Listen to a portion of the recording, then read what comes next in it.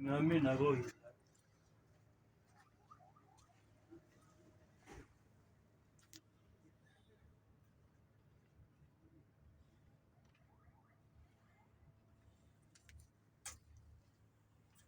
Aethra ਚੱਕਰ ਜੂ ਮਾਰਦੀ ਤੇ ਨਹੀਂ ਨਹੀਂ ਉਹ ਅਥਰਾ ਅੱਗੋਂ ਫੜੀ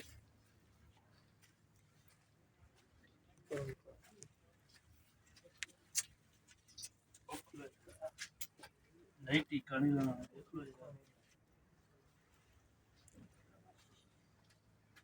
ਦਰਦ ਕਰਦੀ ਹੈ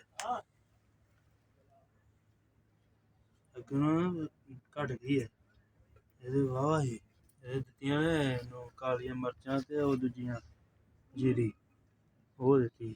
ਇਹ ਅੱਜ 20-25 ਦਿਨਾਂ ਦੀ ਬਿਮਾਰ ਹੈ ਹਾਂਜੀ ਨਾ ਬਹਿ ਵੀ ਨਹੀਂ ਸਕਦੀ ਬਹਿੰਦੀ ਲੱਤਾਂ ਬਾਹਰ ਨਹੀਂ